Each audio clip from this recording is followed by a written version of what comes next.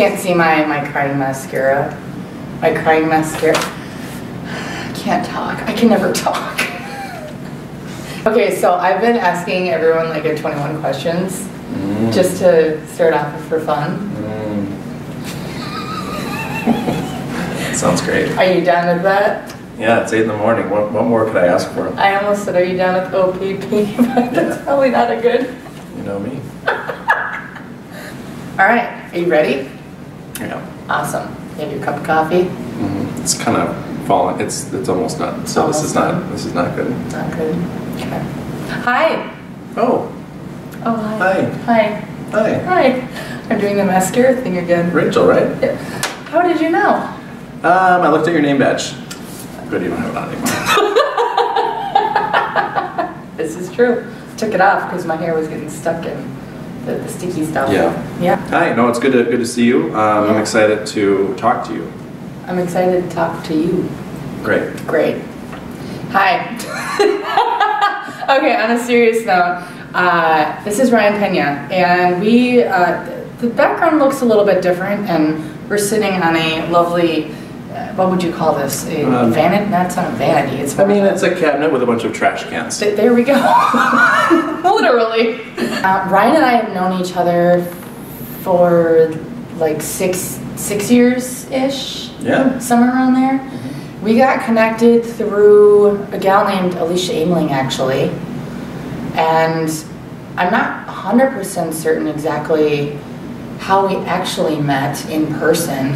Yeah, I feel like unless the first time we actually met wasn't memorable, which I can't imagine it being, but I feel like the first time that we physically sat down and talked one-to-one was at Starbucks in Minnetonka. Yeah, I remember that. Yeah, I think that was it. I don't know how many years ago that was, but yeah. I think we knew each other through through that mutual connection. We might have met at a user group meeting back then, but as far as you and I sitting down and having a conversation, it was over coffee, which is great. Yeah, Always that was a good it. thing. That was it. Yeah. That was Starbucks. That's where it I started. remember that. In one word, being a keynote speaker is? Oh my gosh, do I have to answer these fast? This is going to take thought. They're not all this hard. And you can tell I haven't looked at the questions because I wanted to be authentic. So, okay, in one word, being a keynote speaker. Rewarding. Awesome. That's one word, right? Yeah, Okay, good. for sure. How do you like your coffee? Strong. Do I have to stick with one word, or can I use You can say anything. Okay, strong, and even though I drink a lot of coffee, which you may or may not learn during this interview, you're probably seeing it, I'm not a very good coffee drinker as far as drinking it black, so I do add a little bit of cream, a little bit of sugar. I feel like it's like the sweetness is part of what I love, and then the coffee is what I love, but I do love strong coffee. I probably put twice as much coffee when I make coffee than you're supposed to. You mean coffee grounds? Yes. Yeah. My heart is hurting right now. Okay. What time is your alarm set for? 4:30. Boom. Yeah. You get it. I do. I totally do. Yep. Yep. West or East Coast? East Coast. Reason for that is that's where I kind of grew up. I moved around a lot when we were growing up. Midwest, East Coast. I was born in New York, lived in New York and Jersey in my early years, and then all my extended family is still out in New York, so I do go out there every now and again to see them. West Coast is fairly new to me. I've only started going out there for conferences or work-related trips, and so I have a lot to take in there, so East Coast. Fabulous. In one word, electric cars are? The future. That was 2 words. Future. I'm gonna get a score on this, I'm sure. At the end. Favorite lunch spot? I would say Hen House or Keys Cafe. Both are downtown. Because I just think like the environment just is great for conversation. That's usually when I will go out for lunch. Is when I'm meeting with somebody. So yeah, Hen House, Keys Cafe, downtown. Check it out. Checking it out. Pet peeve? Oh my gosh, I have a lot. You really? I do. I didn't think you would, because you're such an easygoing guy, seriously. So I have a lot, this is gonna get deep. I have a lot of like internal things that get to me that I don't usually verbalize. So things that are crooked, that drives me nuts. So like, for example, the other day I was driving behind a car and we were stopped at a stoplight and the license plate was crooked and I was just going bananas in my mind. Like,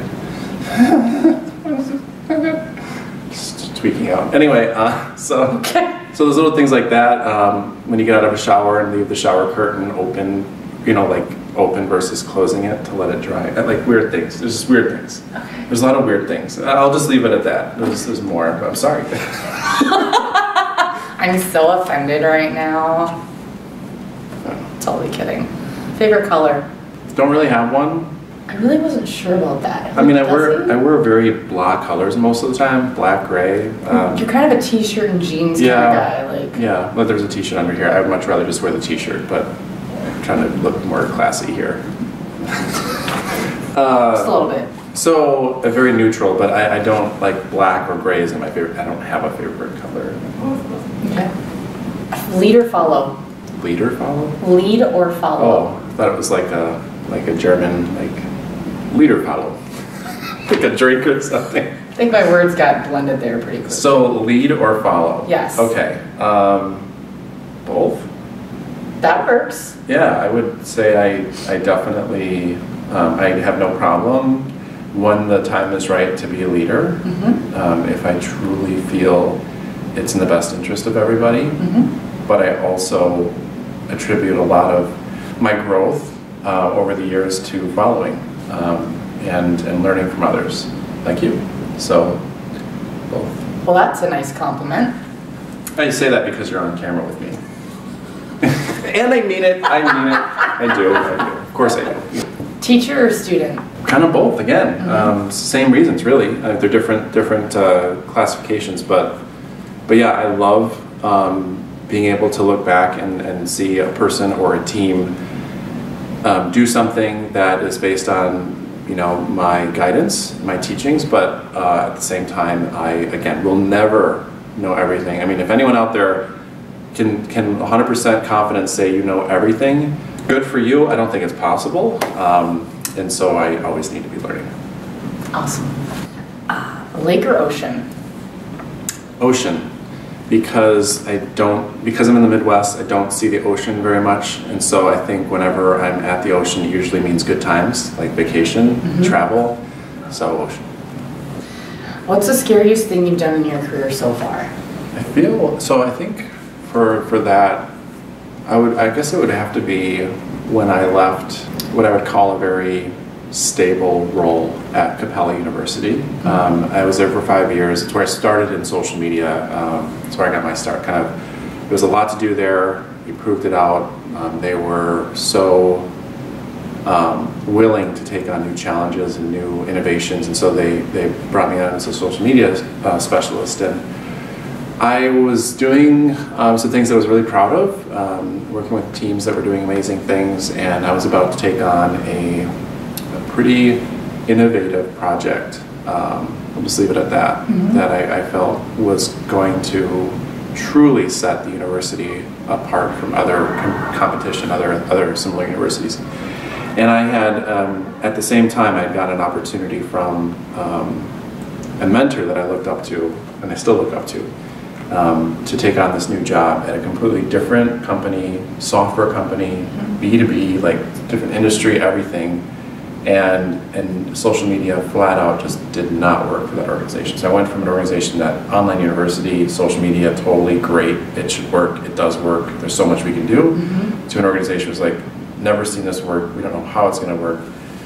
We need someone that I guess knows what they're doing or you know, more than we do, mm-hmm. to help. So I took that risk by leaving something that was so, I mean, there was things that were just being handed to me like on a silver platter, like, here you go, there's your next challenge, and it's likely going to be successful because of the nature of what we do. Mm-hmm. And I left it, and that was really hard, but I also saw that as a new challenge, new opportunity to basically force myself to take on something that was very uncomfortable to me. So when I started there, I mean, for the first several months, I felt like this was way above my head. And but I stayed focused on it. I never looked back and had any regrets, because it's like when I make a commitment, I'm going to stay committed to it.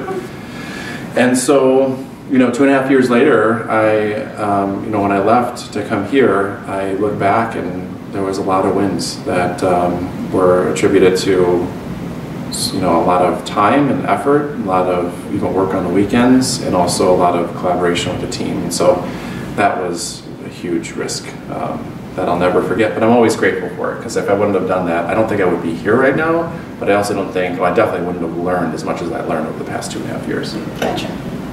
Canon or Sony? Ooh. I have both, so this is my... Really? Yeah, so I think you're going to talk about equipment too, like what specific things, but I had, I still have it, used a Sony RX100 Mark V, which is kind of the current, past year. Industry standard. Well, for a handheld point and shoot, like all-in-one, kind of put in your pocket type of thing. Mm-hmm. So we had that, and then I used that a ton over the past 1.5 to 2 years at my previous company, like almost, well, definitely weekly, but almost daily for all HD video consumption. And I loved it because it was so much power in one camera and it was so small. Every time I would put it up to interview somebody, I would always kind of feel like they would see the camera and be like, what kind of setup is this? This is like a tiny little thing, like this is gonna be a good production? And I was like, trust me, it's good. So that was great. But when I came here, new kind of investment in a Canon DSLR, it's kind of a serious beginner's picture, taking pictures and also video, but it's the Canon 6D Mark II. I don't know, I didn't know what any of this stuff meant until I started Right, these until things. you start researching and figuring out what the little features are on each one. But yeah, they're both great, but like they're different classes. You have a point and shoot all-in-one, and then you have this DSLR that has, a lens that you made a decision on a lens to get a certain type of, image from it. Right. Wide angle, whatever. So I guess for all-in-ones, I would say Sony, and then for DSLR, but Sony makes DSLRs, and I hear they're great. We can't afford to buy all these cameras and try them out. Right. So they're awesome. How do you get your news? So most of it is obviously, like most of us, on the core social channels, Facebook, Twitter, stuff. I do also throughout the day refresh CNN. I don't know why. It's kind of, I have their mobile app, and so between that and the website, it's fine. And then I also get my news from some third-party aggregates like Flipboard, and I've been lately using News 360 for kind of company or industry-specific news related to my company. It has a really good way of sourcing keywords. News 360. It's kind of, it's I didn't know of it until I think I did a Google search once and stumbled upon it, and actually there's no mobile app for it, so it's totally web-based, but it's similar to Flipboard, where you have to pick what you want, like the categories of things you're interested in, or keywords. Okay. So for example, here I could put in "be the match," and it'll actually source like Google Alerts. It'll source articles, people mentioning "be the match." Right. So in addition to news channels, I get just like keyword results. Okay. Favorite season? It's between spring and summer, so that's where the pause is. I'd have to say spring, because it reminds me of when I start biking, because I bike commute, and I start that in the spring, and that is just such a wonderful feeling. And then the smells, just like all this fresh growth in the air, freshness.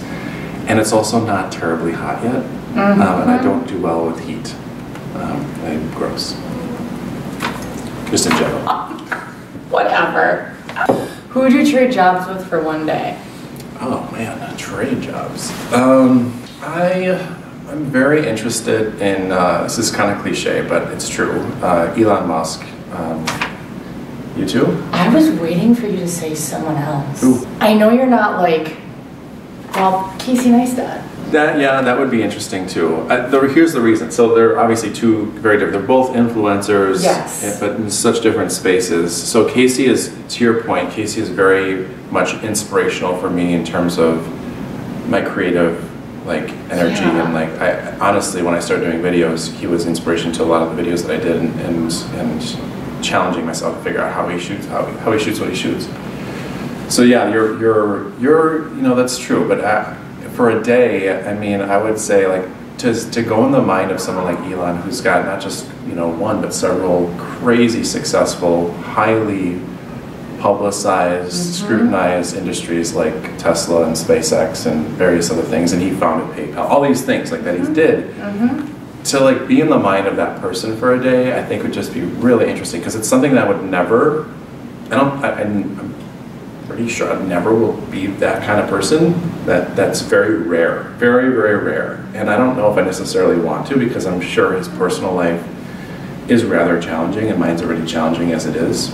So just to kind of see how that person works for a day is really interesting. Whereas in Casey, that's more of like, I think something more achievable, something that I could see myself. Like I would love to be a YouTuber and make vlogs all day and be in New York City and just create. That's amazing. But also very, very unlikely. And I'm very happy with what I'm doing now. So yeah. Okay. Man. Your hesitation was right. Was right. It's good. You know me now. I do, and I could say more, but I'm not going to. Okay. What's one brand you're loyal to? I wish these were like, I could think of these faster. I feel like I just I thought that these would be kind of like... I know. I don't know. Like I just don't know brand loyalty though. Like I'm not like materialistic with my clothing. I know that. Not that like shopping. I thought you would say something about maybe coffee or like... Yeah, oh, good point. Yeah, so you're helping me with the answers. This is great.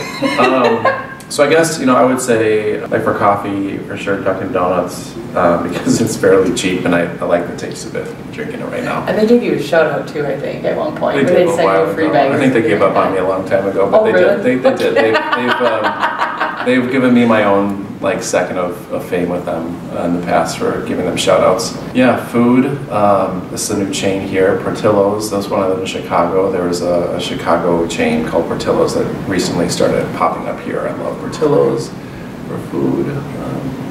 Amazon, I think that's just a beast, and shame on them for sucking all my money out of me. But I think that's just a brilliant brand that's doing a lot of things right. So. Okay.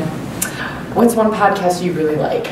I don't really listen to podcasts. You don't? No, my wife is so good at the podcasts. She's like always listening to them.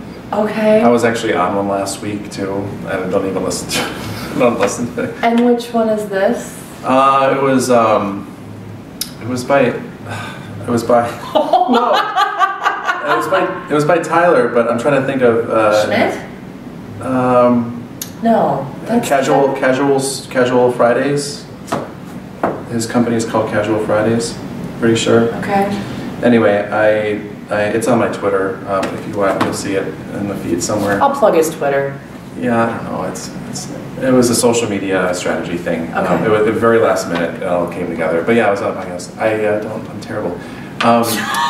The one that I've been... You're so famous you can't even remember. Oh, no. The one that I've been the most... I don't listen, but the one that I've watched the most as far as like what they're sharing on Twitter and conversations that they're having is Why I Social. I don't know if you've ever heard of Why I Social. Chris Barrows, who you might have seen in the past, he's NYU, New York University social media manager, and he runs, at least him and colleagues run Why I Social, and I think it's a really interesting mix of people that share, whether they're in social media or not. Like I think actually Sarah in this company, not in social media, she was on the podcast. Oh. But it's kind of like, why do you leverage social media? It doesn't necessarily have to be like social media professionals talking about it. That's part of it. Gotcha. So yeah. All right. Book or Kindle? Kindle. All right. And is this how I'm supposed to answer them? Just really quick like that? Shoot. It's okay. And digital or Post-it note? Digital. Awesome. Now. I'm so sorry. I'm so sorry, everybody. It's all good. It's all good. It's more content. Yeah, there you go. It's awesome. Morning cut. Morning. Morning cut. Morning. Morning. You're a connector in many ways. You're an MC, you're a keynote speaker. More importantly, you use social media to really actually truly be social with people. And you've added value to each company you've been at from that perspective. So why do you think it's still hard for some companies to invest in the value of social media? Yeah, it's a good question. I really feel, based on my experience and just, working with a lot of people in the field, I truly feel that it's challenging because a lot of what you do in social, there's no direct ROI, or immediate ROI, I should say. And so, you think of traditional marketing and in today's world, like digital marketing, email marketing, AdWords, SEO, those types of things. You can make an investment, right? You make a certain investment in time and energy and even in campaigns and like email marketing and all of that, and then you see the results. So when you think of like creating a brand page for a business, obviously certain aspects of what you're doing in social media are organic based. Even just brand presence, having those social networks on your website to build awareness, and the content that you put out there, is it interesting to your audience, or are you just throwing stuff at them that you think they need to know about this in our company and that? So all of that thought and process takes time and energy and resources, and that's just for organic. And it's hard to see results, even if you're doing it perfectly. Like, best case scenario, you have someone that's producing video content and doing weekly live streams of behind the scenes of what's happening in your organization, and you have culture posts every week where you're highlighting an employee, but at the same time you're still sharing what's happening in your organization, news, things like that. Best type of content out there, and then at the end of the week you only like have a total of like 5 or 10 likes. You see like nothing and barely any link clicks. So that's where people are hesitant, because they don't see the immediate ROI. Now, it is changing a bit because it's forcing, in order to reach people, it's forcing a lot more industries to do paid social, which then is more similar to the traditional marketing of seeing immediate ROI, because you actually get data and you're actually targeting ideally the right people that you want. But the fact is there needs to be a blend of both, and it's just very complex, and I think companies just have a hard time with that, and I don't blame them, which is why they need to have people like us come in and sort of tell them what's needed and help execute on that. Agreed. You never stop learning, and my question is, who do you love learning from? All the people around me. There's not a specific person. I love learning from someone that's right out of college that is working right next to me. They bring a unique perspective. Everyone brings a unique perspective. I love learning from people who have an idea and maybe it's not the right idea, because those, I wouldn't say bad ideas, but maybe those ideas that we don't move forward with, typically help spark a different way of thinking. And also, learning from them on what they're thinking, it kind of helps me understand how they think. So I love learning from everybody. And then obviously leadership. Like, I used to be intimidated by leaders. I think we go through that phase in our professional careers where when you have a meeting with them, it's like, what are you going to say, or what if they don't like what you say? And now I'm just more interested in learning from them because they have all that experience. And at the end of the day, no matter if you're, again, an intern right out of college, you've done this for 10 years, 40 years, you have different perspectives, and you're all just people. We're all just people. We are. So, everyone. Keynote speakers make significant changes to their presentations. I've heard once every 6 months or so. What are resources you use to stay relevant?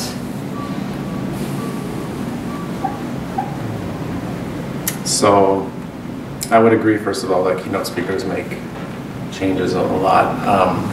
For the record, I haven't done keynote speaking very long, so I'm not that fancy. You're really good at it. I mean, that's why I'm asking the question. I've spoken a bit for the past like 3 or 4 years, but keynote speaking has been a new one. But to stay relevant, it's a really good question. So, I'm actually gonna just. This is what's going through my mind. I'm just going to say it because it's not necessarily helpful to the core question, but it is true. So I don't know if there's resources that I use to stay relevant. Like when I think of creating a presentation, that I go to these resources.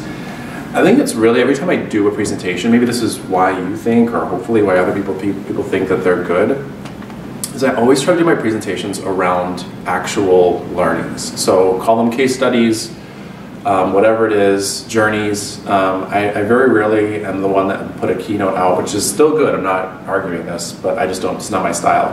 I don't put a keynote out that's kind of like, here's current state of social media, and like here's stats, and here's what you need to know, and here's why you need to be doing social media this way. I more take the approach of, here's an example of what I did in my previous job or in this current job that took a challenge and made it into a win. And you're going to basically find out all the things that we did wrong over the next 40-45 minutes to hopefully prevent you from doing those things wrong and just getting some ROI from your efforts right away. So I focus more when I think of resources of kind of like true story stuff, because I think that that's what the audience really wants. Like, tell me what you did so I can figure out how to do it myself, and also make it relatable. Like, don't keep it so niche for just your company, but like keep it broad so they can understand it. I think the thing that I change the most outside of content is visuals. I like to, my slides are very visual, not very text heavy, and I like the visual elements to help tell the story, to keep people engaged versus squinting and trying to read all the bullets. Because bullet reading is so much fun. No. I'll send you an outline if you really want to like see words. What are your favorite project management tools? See, this is I just am not good at this. Just not good You're at this. good at this. You gotta give yourself more credit, man. I don't know. Like, I would lean on you to tell me. I've just been thrown into what I've been thrown into in different organizations, and they use different things. So 2 jobs now. I've used Basecamp, which I don't know necessarily if that's a project management tool, but okay. So I'm very familiar with Basecamp. I think it works great. That would probably be it. There's been, I've come from bigger and then really small companies, and now mid to small companies, mid company, small company, and then now another medium-sized company. And so the small company didn't have anything. They didn't really use anything that I had access to in the marketing. I think they had some PM tools for the project managers that were working with clients, but not me.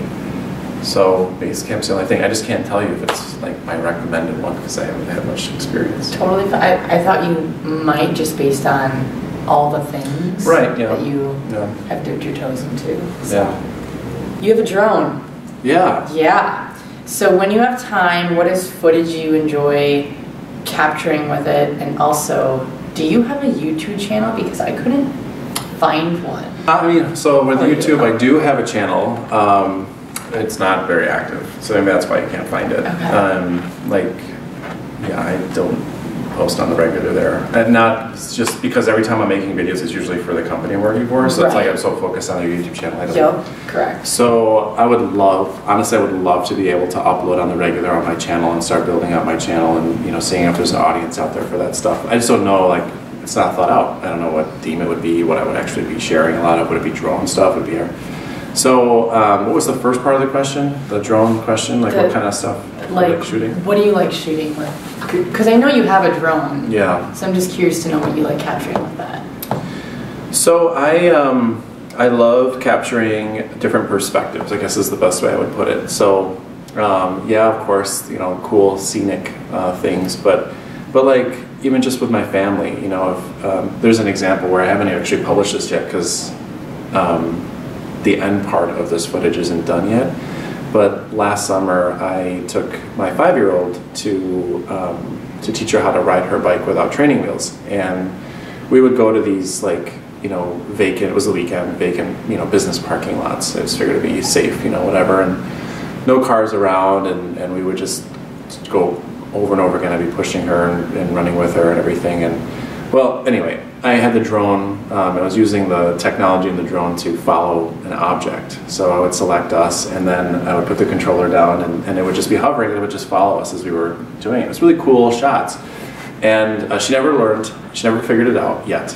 So this next, warmer season, we're gonna pick it up again, and I'm gonna have the drone with me. And so there was like 3 times that I did the shots in 3 different parking lots. And what I'm hoping to do is, like when she learns, just show the progression like from above, kind of like looking down on her, and also some shots from my phone, right? So we go back and forth, just showing a different perspective. Because yeah, I mean, how often do we get to do that unless we actually have a drone? So so different perspectives, I guess, is the best way I would do it. And of course, when I'm traveling and there's a beautiful opportunity to capture something that I just don't normally see, or I can't see because I'm on the ground. Getting the drone up and getting those shots are fun. Awesome. What's one conference or event that's on your bucket list for 2018, but I would imagine that maybe you've already locked and loaded that? Yeah, so I'm going to be speaking at Social Media Strategy Summit, which is one of my favorite conferences. That's where I've spoken a lot over the past years. I know the conference producer really well, and she's amazing, and she puts on a really great conference. But those are very unique because they're very intimate, and they're in different parts of the U.S. throughout the year to try to bring one closer to where you live. So the next one's in Chicago at the end of April, and there's one in New York City in October I may be speaking at. And then I just did one in San Francisco, not too, was it this month? Yeah. It was February, Yeah, we're still this February. month. Yeah, for right now.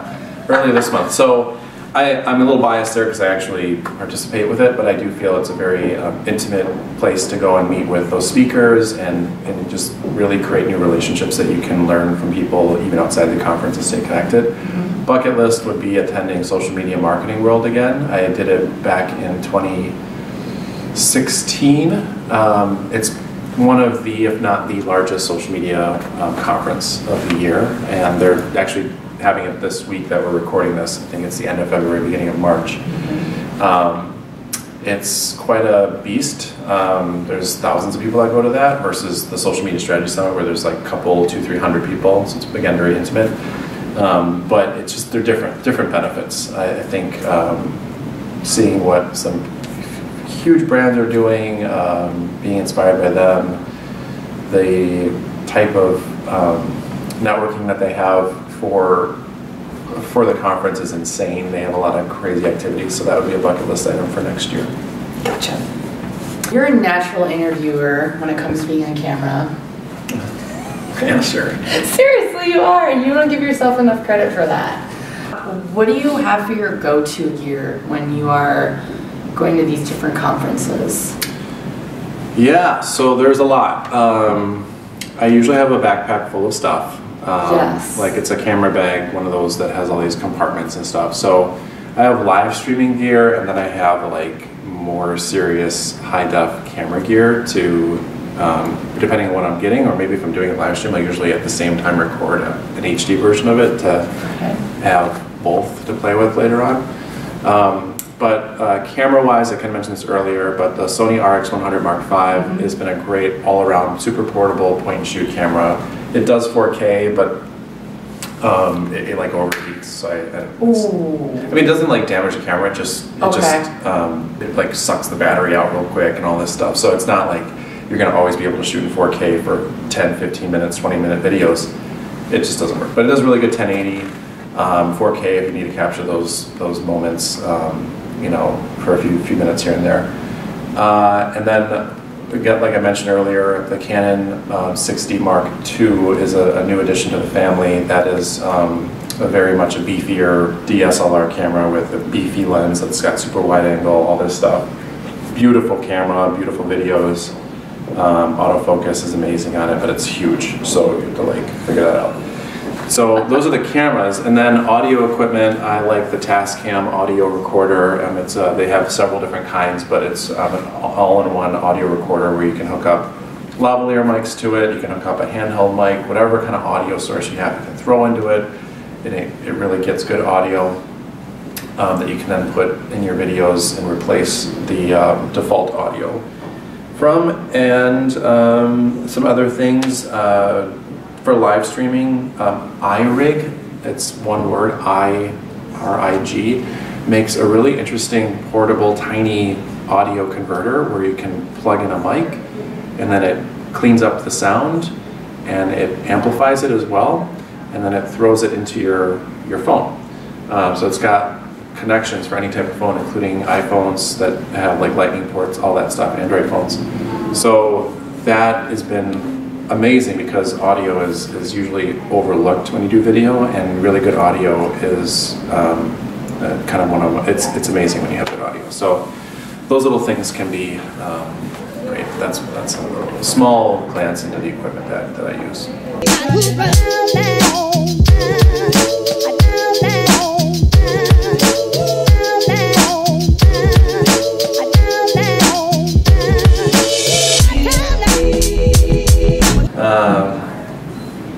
I'm a frequent, I get aired a lot on Good Morning America lately. Seriously, I'm not even kidding you. I'm gonna link that, because that has to be... That's insane. We're gonna plug this. You created a video for Beat the Match on... When did you say you created that? Yeah, so we shot it on Thursday, last week. Last week, which was February, like... What's the date? Are we in the 24th? I don't know. Somewhere, okay. Yeah, so the backstory, and I think this is for anyone watching, you know, as far as you know, this type of content, I think this is an example of when everything comes together and a team is really truly a team. You know, there's a campaign. I don't even get into too much details on this because you can probably see this in the video, but there's real high level. There's a searching patient that needs a bone marrow transplant, and he was a cancer survivor from when he was a young kid, and then last October he was re-diagnosed with leukemia, and he was given not very long to live. And so he, instead of just taking that news and just, you know, dealing with that on his own, and who knows how you would deal with that, him and his friend, a really close friend of his, they teamed up to create a bucket list of things that they want to accomplish. And it's very random, it's all over the place, and a lot of those items have been, since October, knocked off the bucket list. One of them is actually happening, I don't know if it'll probably be after this video is out, but on March 1st, he wants to set a world record for most amount of people like us to join the bone marrow registry, Be the Match's bone marrow registry, in one day, 24 hours. And so they just created this Lemons for Leukemia challenge. Great idea. They thought of it about a month or so ago, and we've been kind of watching it. And then one of the people he challenged, Casey Neistat, huge YouTube influencer, took the challenge on last week. That's when we started to see like this viral sort of pickup, mainstream media picking this up. So at that point, we're like, you know, we need to do our part. And so it was literally, the moment that video went out, 24 hours later, we had a plan to invite as many people from the office to participate in this video shoot. 24 hours after that, we shot the video right outside our office. I don't know, there was like 50, 60, maybe more people that were out there participating. We did the challenge. We challenged Good Morning America. So we challenged Good Morning America, which was one of them, and Robin Roberts, you know, one of the anchors at Good Morning America, has a personal connection to the registry and blood cancers, and so she accepted, but Good Morning America accepted, and they shared our video this morning on air in the morning, and it was crazy. So they're doing the challenge on Thursday, and that's amazing. Crazy. Yeah. Awesome. But I mean, teamwork coming together. Yes. I asked, you know, can you film? You know, can you do this? We scoped everything out. People had great ideas. It all kind of came together in a fairly bigger company like this. It's challenging to do. And It they were is. able to do it. So, it is. Yeah. Yay. Well, thank you for taking the time to do this. Yes, Rachel, thank you. I love this. I've been watching the episodes. I saw Erica's not too long ago. Yay. I'm truly honored that you wanted to talk to little old me. It's just like this guy that just always wants coffee. Well, thank you for watching. I'm so lost right now. And thank you for watching. And if you have any questions for Ryan at all, I will plug his social media channels. He'll respond quickly. Yeah. He's a quick responder. Yeah, I love networking and learning from others like we talked about. Which is probably why we're such good friends. Yeah. Seriously, like, yeah. Good dude here. Give him a follow. Good gal here. Thank you. Yeah. Thank you. All right, take care, and we'll see you next time. Bye, everyone. Bye.